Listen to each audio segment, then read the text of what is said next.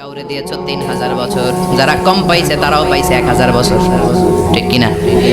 যারা হায়াত পেয়েছে বেশি তারা ইবাদত করার সুযোগ পেয়েছেও।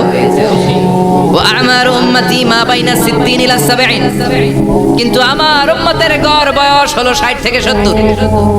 60 থেকে 70 এর মধ্যে শেষ। যারা বয়সী পেল 60 70 কি আর ইবাদত করবে? আগের উম্মতের এত বছর বেশি দিলা কেন, আমার উম্মতের কম দিলা কেন? বিষ্ণুনবীর টেনশন আছে না নাই? আবার হতাশ, আমার উম্মতের কি হবে? উম্মতি উম্মতি আজীবন কেঁদেছেন। আল্লাহু আকবার। বিষ্ণু বললেন আমার উম্মতি মা বাইনা 60 ইলা 70, আমার উম্মতের গড় বয়স 60 থেকে 70 এর মধ্যে সব শেষ। আপনাদের এই এলাকার কি অবস্থা? হ্যাঁ চাচা, আপনার বয়স কত? এরকমই কত দিব? 70। আল্লাহ আরো 70 বছর দিও।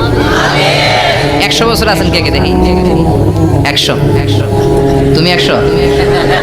বেটা তোর 20 বছরই তো হয়নি। 100 ও ভুলে দাঁড়াইছে। আচ্ছা, আর আর আচ্ছা 90 আছে নাকি এদিকে? 90 নাই না? 80 আছে? 80 নেই? এই যে আছে। কত হবে আপনার? কাছাকাছি হবে? আলহামদুলিল্লাহ, আল্লাহ আরো হায়াত দারাজ করে। তো দেখছেন মুরব্বীদেরকে আমরা হারাতে বসেছি, পাই না। 80 70 পাওয়া যায় না। মা বাইনা 60 ইলা 70, 60 থেকে 70 এর মধ্যে বেশিরভাগই শেষ। জোরে কোন ঠিক কিনা?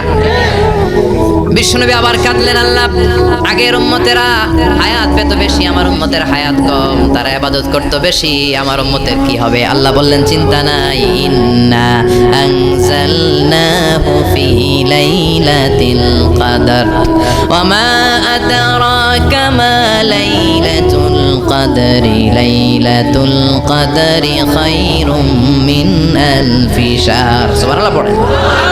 ও নবী, ওদেরকে হায়াত বেশি দিছি, কদর দেই নাই।